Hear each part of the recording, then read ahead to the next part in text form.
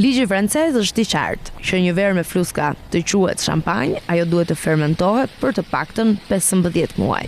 Megjithatë, disa prodhues zgjedhin një rrugë shumë më të gjatë, deri në 55 muaj, gati 5 vjet, para se shishja të dalë në treg. Ky është rasti i Conte de Montagne, një shtëpi shampanje në rajonin Aube, rreth 200 km në juglindje të Parisit, e cila e ka bërë durimin pjesë të identitetit të saj. Por çfarë ndodh realisht gjatë kësaj kohe? Dhe mbi të gjitha është vërtet e nevojshme një pritje kaq e gjatë për cilësinë e shampanjës?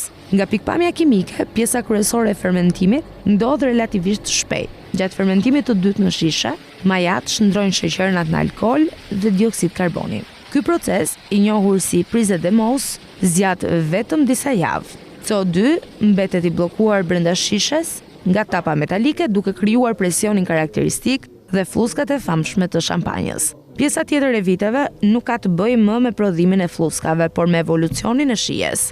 Këtu hyn në lojë autoliza. Majat e vdekura shpërbëhen gradualisht dhe lëshojnë komponime aromatike që ndikojnë në strukturën dhe kompleksitetin e verës. Me kalimin e kohës, shfaqen aroma më të thella.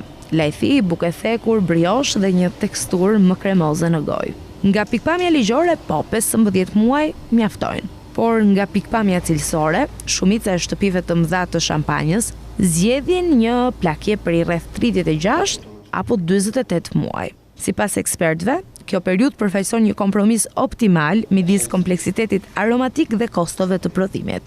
Problemi kryesor nuk është teknik, por ekonomik. Çdo shishe e ruajtur për 5 vjet zë hapësirë në bodrum, kërkon kontroll të vazhdueshëm të temperaturës dhe lagështisë, e mbi të gjitha bllokon kapitalin e prodhuesit për një periudhë shumë të gjatë. Për një shtëpi të vogël, kjo është një zgjedhje strategjike, jo një domosdoshmëri. Rruga drejt shampanjës fillon në Vresht, por përfundon shumë muaj më vonë në Bodrum. Pas vjeljes, rushi shtypet dhe mushti i përftuar i nënshtrohet fermentimit të parë alkolik. Një veçori e rëndësishme është se çdo parcel fermentohet veçmas, duke krijuar 10 vera bazë me profile të ndryshme aromatike. Midis janarit dhe prillit zhvillohet një nga momentet më vendimtare, përzierja. Eksperti i verave shijon të gjitha verat bazë dhe vendos se cilat do të përfshihen deri në përfundim. Ky proces kërkon degustacione të përsëritura, sepse verat vazhdojnë të evoluojnë edhe gjatë kësaj faze. Çdo verë ka recetën e vet, të përsëritur me kujdes nga viti në vit. Pasi shampanja futet në shishe me shtimin e majas dhe sheqerit, ajo vendoset në errësirë, në një temperaturë konstante prej rreth 10.5 gradë Celsius. Pas fermentimit të dytë, shishet qëndrojnë për vite të tëra. Në fund të kësaj periudhe, sedimentet duhet të hiqen. Kjo bëhet përmes procesit të enigmës, shishet anohen gradualisht dhe rrotullohen disa gradë çdo ditë për 8 deri në 10 ditë, derisa i gjithë sedimenti të përqendrohet në qafën e shishes. Ky proces mund të kryhet manualisht ose me makineri speciale dhe kërkon saktësi të madhe. Më pas vjen nxjerrja. Qafa e shishes zhytet në një tretësirë në -25 gradë Celsius, duke ngrirë disa centimetra të verës së sipërme dhe duke bllokuar sedimentin në një copë akulli. Kur hapet tapa, presioni i brendshëm, rreth 5 apo 6 atmosfera, e nxjerr bllokun e ngrirë. Vera e humbur zëvendësohet me verë rezervë dhe, në varësi të stilit, me pak sheqer. Pas taposis përfundimtare, shampanja lihet të pushojë edhe disa muaj për të stabilizuar. Vetëm atëherë etiketohet dhe del në treg. Nga fillimi në fund, 55 muaj.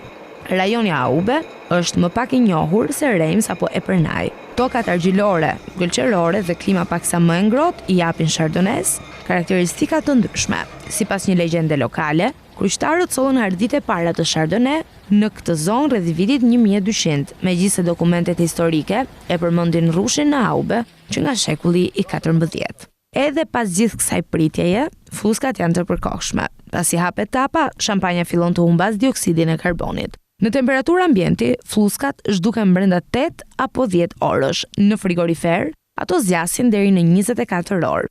Presioni i brendshëm i shishes, i krahasueshëm me atë të një gome kamioni, është çelësi i kësaj magjie. Një tjetër zgjedhje jo konvencionale është vendosja e selisë së kësaj shtëpie vere në Milano, jo në Paris. Strategjia e komunikimit përfshin partneritete me figura të njohura ndërkombëtare. Në fund, 55 muaj për një shampanjë nuk janë thjesht një proces teknik, janë një deklaratë filozofie, kohë, durim dhe identitet, në një botë që kërkon gjithnjë më shumë shpejtësi.